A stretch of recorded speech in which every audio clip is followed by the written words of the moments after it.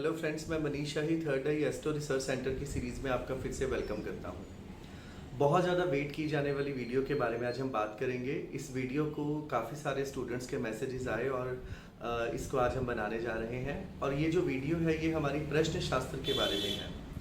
प्रश्न शास्त्र एक ऐसा शास्त्र है जिसमें या तो हम तब यूज़ करते हैं जब हमारे पास किसी भी तरह का किसी इंसान का डेट ऑफ बर्थ नहीं होता, और दूसरा कई बार ऐसा होता है हम ज़िंदगी में जब शादी करवाने जाते हैं तो बहुत बार ऐसा होता है कि कई बार हम लड़का लड़की देखने जाते हैं, कई बार शादी की बात चलती है, लेकिन सिलेक्शन जो है वो एक ही जगह पे होती है।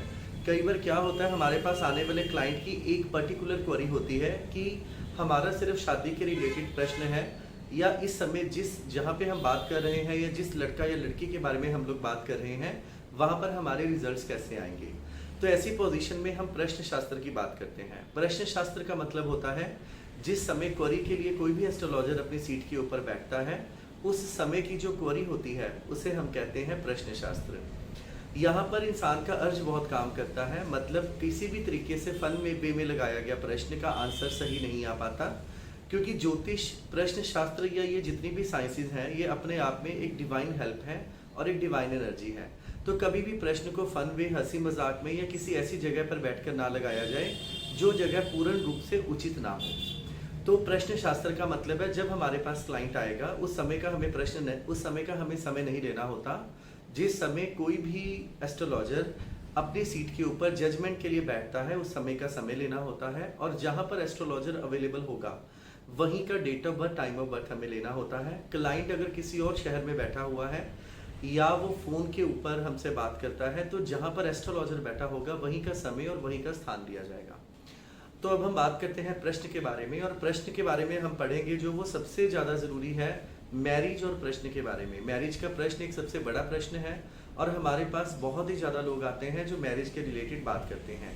लेकिन प्रश्न शास्त्र हमारे वैदिक एस्ट्रोलॉजी का ही एक पार्ट है, लेकिन इसको समझने के लिए हमारे सारे के सारे जो हाउसेस हैं उनकी सिग्निफिकेशन थोड़ी चेंज हो जाती है और उसको देखने का तरीका चेंज हो जाता है।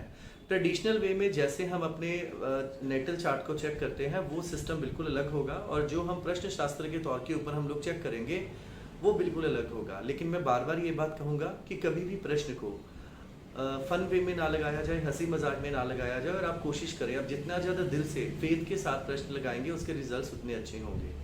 वैसे तो प्रश्न लगाने के लिए बहुत सारे नियम हैं हमारे ग्रंथों में, लेकिन कोशिश करें प्रश्न लगाने के समय हर तरह से विकार से हमें युक्त होना होता है। हमारा मन बिल्कुल शांत होना चाहिए। अगर आप अपना नित्य कर्म करके, पाठ पूजा करके, अपने आसन पे बैठ के अगर प्रश्न लगाते हैं अपने अर्थ के साथ, वो बहुत अच्छा समय माना जाता है। भगवान का नाम लेकर, तिलक लगाकर, स्नान कर के सच्चे मन के साथ लगाया गया प्रश्न बहुत अच्छे रूप से फलीभूत होता है। ये हमारा अपना और हमारे स्टूडेंट्स का एक बहुत बड़ा तजुर्बा है।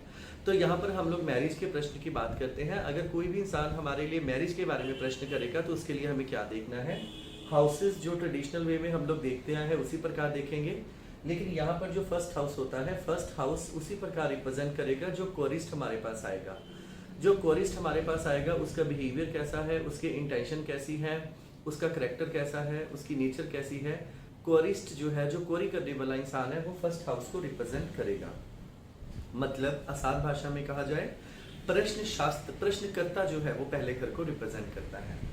सेकंड हाउस ट्रेडिशनल वे में जिस प्रकार हम इसको पैसे का घर मानते हैं, इसको दहेज कहा जा सकता है। इसको जो हमें शादी के समय में आए हुए लोगों का गिफ्ट माना जा सकता है। इसमें हमारे आफ्टर मैरिज जो अकमुलेशन होती है पैसे की शादी के बाद, उसके बारे में इस चीज़ का विचार किया जा सकता है। तो प्रश्न शास्त्र में दूसरा घर डॉरी का होता है, दूसरा घर मनी का होता है आफ्टर मैरिज जिसकी अकमुलेशन होती है। गिफ्ट या हमारे पैसे की जो रोल रहेगा हमारे शादी के अंदर, सिर्फ उसी के बारे में विचार किया जाता है। थर्ड हाउस में मीडिया का रोल रहता है। मीडिया मतलब मैरिज ब्यूरो का रोल रहता है, या आप कितने एफर्ट्स अपनी मैरिज के लिए कर रहे हो उसके बारे में विचार किया जाता है। कई बार क्या होता है, क्लाइंट खुद ही बहुत ज़्यादा प्रयत्नशील नहीं रहता अपनी मैरिज करवाने को लेकर, तो जो अखबार के थ्रू, मैरिज ब्यूरो के थ्रू, इंटरनेट के थ्रू जो मैरिजेस होती हैं, या जिसको हम मिडल मैन की बात की जाए, न्यूज़पेपर की बात की जाए, वो थर्ड हाउस से देखा जाता है। चौथा घर है शादी के बाद का इन्वायरमेंट कैसा होगा, परिवार में कितनी कोऑपरेशन रहेगी शादी के बीच में, हैप्पीनेस कैसी रहेगी, शादी का सुख कैसा रहेगा, या ऑल अबाउट जो आपकी शादी का रिजल्ट आएगा वो चौथे घर से विचार किया जाता है। और चौथे घर का स्ट्रांग होना डायरेक्टली हमें बता देगा कि जो शादी की क्वेरी है वो आपकी सक्सेस होने वाली है। पांचवा घर, जैसे हम ट्रेडिशनल वे में चेक करते हैं कि पांचवें घर से हमारी बुद्धि आती है, इसमें आपसी इंटेलेक्चुअल कैसा रहेगा, आपसी संबंध कैसे रहेंगे, लव मैरिज होगी, उनकी लव मेकिंग कैसी होगी, आपस में कितने एंटरटेनिंग होंगे, कपल की बॉन्डिंग कैसी होगी, वो एक दूसरे को किस हिसाब से अपनी लाइफ में लेते हैं, कितनी रिस्पेक्ट देते हैं, वो पांचवें घर से आती है। छठा घर, छठा घर होता है जो शादी होने में रुकावटें आती हैं, या हम कह सकते हैं शादी में डिस्प्यूट हो जाता है, या कोई भी एलिगेशन जो आपस में होते हैं वो छठे घर से आते हैं। सातवां घर ऑल अबाउट स्पाउस के बारे में है। इसमें स्पाउस की अपीयरेंस कैसी होगी, उसका करेक्टर कैसा होगा, पूरा का पूरा अगर हम प्रॉमिस ऑफ मैरिज देखा जाए तो वो सातवें घर से देखा जाता है, सिर्फ मैरिज के प्रश्न के लिए। आठवां घर जिस प्रकार ट्रेडिशनल फॉर्म में हम लोग चेक करते हैं डेथ को लेकर, तो यहाँ पर हम प्रश्न शास्त्र के अंदर डिस्प्यूट को, मेजर कॉम्प्लिकेशन को, सेपरेशन को विचार किया जाता है। नौवां घर, नौवां घर लक आफ्टर मैरिज को सिग्निफाई करता है। नौवां घर सिग्निफाई करता है कि भाग्य उदय कैसा होगा, या इसको हम ये भी कह सकते हैं कि आफ्टर मैरिज प्रमोशन होगी कि नहीं होगी, तरक्की कितनी होगी, भाग्य उदय कितना होगा, डिवाइन हेल्प कितनी रहेगी, नौवें घर से उसका विचार किया जाता है। 10वां घर, जैसे हम अपने नॉर्मल ज्योतिष में चेक करते हैं कि 10वां घर हमारे कर्म का घर होता है। हमारी शादी के लिए हमारा कर्म, हमारी सेलिब्रेशंस होती हैं, कितनी सेलिब्रेशन होगी कि शादी साधारण होगी, ये हम 10वें घर से देखते हैं। 11वां घर जिस प्रकार नॉर्मल इच्छा पूर्ति का घर हम लोग मानते थे, लेकिन शादी के प्रश्न के लिए आपसी सहमति कितनी होगी, एक दूसरे से कितनी एक्सपेक्टेशंस होगी, एक दूसरे से अपने स्पाउस से कितनी एक्सपेक्टेशंस पूरी होंगी, उनको एक दूसरे का कितना प्यार मिलेगा, इस चीज़ को 11वें घर से देखा जाता है। 12वां घर जो कि हमारे जनरल एक्सपेंसेस का और फॉरेन ट्रैवल का घर होता है, यहाँ पर 12वां घर हनीमून का या ट्रैवल जस्ट आफ्टर मैरिज के बारे में कंसीडर किया जा सकता है। अब हम मैरिज के सक्सेस के बारे में बात करेंगे कि जो क्वेरी के लिए हमारे पास आए हैं उसकी क्वेरी का सक्सेस रेट कितना होगा। यहाँ पर अगर देखा जाए किसी भी मैरिज के प्रश्न में या कोई भी प्रश्न के अंदर लगन का, जैसे हमने समझा, बहुत बड़ा रोल होता है। यहाँ पर लगन, यहाँ पर लगन, लगन Lord, 7th house, 7th Lord और वीनस, इसका बहुत ही बड़ा रोल रहता है। मैरिज के प्रश्न के बीच में अगर हम देखेंगे तो जहाँ से क्वेरी की थी 7th हाउस जो कि ऑल अबाउट मैरिड लाइफ का घर होता है, और वीनस का जो रोल होता है बहुत बड़ा रोल होता है। अगर इन तीनों का कोई भी रिलेशन बन जाए, लगन का, 7th हाउस का, शुक्र का, किसी भी तरीके से केंद्र या त्रिकोण में कोई भी रिलेशन बन जाए तो समझ लीजिए क्वेरी सक्सेस होने वाली है। रूल नंबर 1, जब आपने प्रश्न लगाया, अगर लग्न या लग्न लॉर्ड, 7th हाउस या 7th लॉर्ड और शुक्र, इन तीनों का किसी भी तरीके से कोई भी रिलेशन केंद्र या त्रिकोण के साथ बन जाए तो आप ये समझें ये जो क्वेरी है वो सक्सेस होने वाली है। दूसरी सबसे बड़ी बात अगर आपको बताऊं, अगर 7th हाउस में, सेकंड रूल, अगर अकेला 7th हाउस में शुक्र उच्च का हो, अपनी राशि का हो, या अपने ही घर को देखे, तो शुक्र जो है शादी को सक्सेस करेगा और आपका ये जो प्रश्न है फलीभूत हो जाएगा। इसी प्रकार वैसे तो केंद्र के किसी भी घर में, चाहे पहला घर हो, दूसरा घर हो, चौथा घर हो या 10वां घर हो, वहाँ पर शुक्र का उच्च का होना या अपनी राशि का होना या अपने ही घर को देखना, ये डिसाइड करेगा कि आपकी ये वाली क्वेरी सक्सेस होने वाली है। दूसरा, अगर लग्न लॉर्ड और अगर शुक्र और चंद्रमा, अगर शुक्र और चंद्रमा पहले, 5वें, 7वें या 12वें घर में बैठ जाए, अगर शुक्र कारका ऑफ मैरिज, चंद्रमा कारका ऑफ माइंड और सबसे फास्ट मूविंग प्लैनेट है, ये पहले 5वें, 7वें, 9वें, 11वें और 12वें घर में बैठ जाए, ठीक है जी। इसके अलावा वीनस के साथ साथ, जैसे हमने चंद्रमा की बात की है, वीनस के साथ साथ अगर गुरु भी पहले 5वें, 7वें, 9वें और 11वें घर में बैठ जाए तो वो भी मैरिज की क्वेरी को सक्सेस कर देता है। इसी प्रकार 7th लॉर्ड और शुक्र भी पहले 5वें, 7वें, 9वें, 11वें, 12वें घर में बैठ जाए तो ये भी मैरिज की क्वेरी को सक्सेस करता है। अगर मान लीजिए लगन का मालिक और 7वें घर का मालिक दोनों युति बनाकर कंजक्ट कर कर भी चौथे घर में बैठ जाए, वो भी मैरिज की क्वेरी को सक्सेस करता है। अब बात करते हैं मैरिज डिले कब होती है। जब प्रश्न शास्त्र के अंदर कभी भी सातवें घर के ऊपर मरकरी और सैटर्न जैसे नॉन प्रोडक्टिव प्लैनेट का प्रभाव होता है तो उस समय मैरिज के डिले होने के चांसेस होते हैं। दूसरा, जब लग्न और सेवंथ हाउस के ऊपर दो से ज़्यादा स्लो मूविंग प्लैनेट का प्रभाव होता है तब भी मैरिज की जो क्वेरी है वो सक्सेस नहीं हो पाती।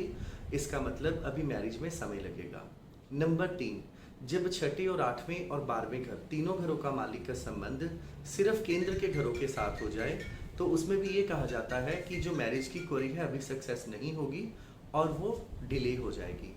दूसरा, जिस दिन क्वेरी की जाती है अगर उस दिन अमावस्या हो और चंद्रमा का रिलेशन राहु केतु और Shani 3 slow moving malefic planet के साथ रिलेशन बनाता है, उस दिन भी क्वेरी जो है वो सक्सेस नहीं हो पाती है। इसके अलावा अगर आप देखेंगे, जब कभी भी सातवें घर का मालिक भी 6, 8, 12 में बैठ जाता है या 7th लॉर्ड और 4th लॉर्ड दोनों ही नीच के हो जाए, अस्त हो जाए या कंबस्ट हो जाए तो मैरिज की क्वेरी जो है वो सक्सेस नहीं हो पाती और इसको डिले कहा जाता है। तो ऐसी पोजीशन में अकेला शुक्र जो कि कारका ऑफ मैरिज है, अगर वो नीच का हो, अगर वो अस्त हो या अगर वो त्रिक भाव में 6, 8, 12 में बैठ जाएगा तो समझ लीजिए मैरिज जो है वो उसकी क्वेरी सक्सेस नहीं होगी। और अगर अर्ली मैरिज की बात की जाए तो हमारा जो सबसे फास्ट मूविंग प्लैनेट है वो चंद्रमा होता है और मैरिज गिविंग प्लैनेट है जो वीनस होता है। जब कभी भी वीनस और मून की कंजंक्शन केंद्र के घरों में हो जाए 1, 4, 7, 10 में या पहले घर में या सातवें घर में अलग अलग घरों में हो जाए या कंजंक्शन में हो जाए तो समझ लीजिए मैरिज बहुत अर्ली होने वाली है और तैयारी करने के लिए हम कह सकते हैं अपने क्लाइंट को। मैरिज का ना होना या मैरिज का डिले हो जाना या मैरिज में रिश्ता टूट जाना, कहने का मतलब है कि अगर क्वेरी ही ना सक्सेस हो तो उसके लिए सबसे ज़्यादा ज़रूरी है सेपरेटिव प्लैनेट होना, सूर्य, राहु और शनि। सूर्य, राहु और शनि जैसे सेपरेटिव प्लैनेट का संबंध जब सातवें घर के ऊपर होता है और सातवें घर का संबंध 8वें घर के साथ हो जाए तो समझ लीजिए ये किसी बड़े नेगेटिव इवेंट को रिप्रेजेंट करता है। इसमें कई बार स्पाउस के साथ बहुत बड़ा डिस्प्यूट, सेपरेशन जैसी चीज़ों को भी बड़ी आसानी से प्रेडिक्ट किया जा सकता है। जब कभी भी सातवें घर का मालिक नीच का होगा, सातवें घर के ऊपर सेपरेटिव प्लैनेट होंगे और सातवें घर का रिलेशन जब कभी भी 8वें घर के ऊपर होगा तो उसके लिए अभी मैरिज का ना होना, रिश्ता होकर टूट जाना या मेजर डिस्प्यूट होना जैसे शब्दों को कहा जा सकता है। अभी हमारा नेक्स्ट प्रश्न होता है कि स्पाउस की अपीयरेंस कैसी होगी या उसका कैरेक्टर कैसा होगा। अगर सातवें घर में जो प्लैनेट का स्ट्रॉन्गेस्ट प्रभाव होगा उसका प्रभाव ज़्यादा माना जाता है। जैसे सूर्य जैसे प्लैनेट का सातवें घर के ऊपर बड़ी स्ट्रांगली इन्फ्लुएंस होना स्पाउस को बहुत एक रॉयल थॉट वाला बनाता है, बड़ा कमांडिंग बनाता है और बड़ा रिप्रेजेंटिंग बनाता है। इसी प्रकार अगर चंद्रमा का स्ट्रांगली इन्फ्लुएंस होगा, जो स्पाउस होगा वो बहुत ज़्यादा क्रिएटिव होगा और आर्टिस्टिक भी हो सकता है। मरकरी जैसे प्लैनेट का स्ट्रांगली इन्फ्लुएंस जातक को काफ़ी इंटेलेक्चुअल बना सकता है और कई बार ये मनी माइंडेड बनाता है। जुपिटर जैसे प्लैनेट का प्रभाव जातक को काफ़ी ज़्यादा स्पिरिचुअल बनाता है और अपने स्पाउस के प्रति बहुत लॉयल और डेडिकेटेड बनाता है।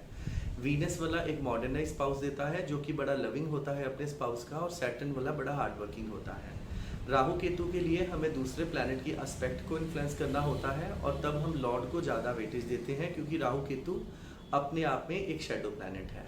लेकिन जब कभी भी सातवें घर के ऊपर मल्टीपल प्लैनेट का प्रभाव होगा तो हम ये कह सकते हैं कि जब मैक्सिमम फायरी प्लैनेट होंगे तो जो स्पाउस है वो थोड़ा अग्रेसिव और शॉर्ट टेम्पर्ड हो जाएगा।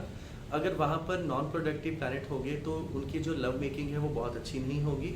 अगर मान लीजिए सातवें घर का मालिक नीच का होगा तो वो अपने स्पाउस से किसी भी तरीके से इन्फीरियर हो सकता है, चाहे वो इकोनॉमिकल स्टेटस में हो, चाहे वो लुक्स में हो या चाहे वो एजुकेशन में हो, तो किसी भी तरीके से वो अपने स्पाउस से इन्फीरियर हो सकता है। तो अगर वो सातवें घर का मालिक उच्च का हो जाएगा तो उस प्लैनेट के ट्रेट्स उसमें बहुत अच्छे आ जाएंगे। अगला प्रश्न होता है कंपैटिबिलिटी बिटवीन कपल, या आपस में उनका कैसा बॉन्डिंग रहेगी, उनका कैसे रिलेशन रहेंगे। जब कभी भी सातवें और पाँचवें घर का रिलेशन किसी भी केंद्र या त्रिकोण वाले घर के साथ हो जाएगा तो समझ लीजिए आपस में बहुत अच्छी बॉन्डिंग रहेगी। शुक्र और चंद्रमा का संबंध जब पहले चौथे, सातवें, 10वें, 5वें, 11वें और 12वें घर के साथ होगा तो दैट मीन्स कपल के अंदर बहुत अच्छी बॉन्डिंग होगी और उनके रिलेशनशिप बहुत अच्छे होंगे।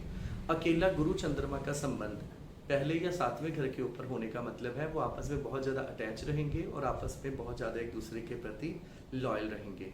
अगर किसी भी तरीके से पहले पांचवें और सातवें घर का मालिक उच्च का होकर, अपनी राशि का होकर या केंद्र या त्रिकोण में बैठ जाएगा तो ये समझ लीजिए कि उसके चांसेस काफ़ी अच्छे रहते हैं आपस में उनके लव मेकिंग के।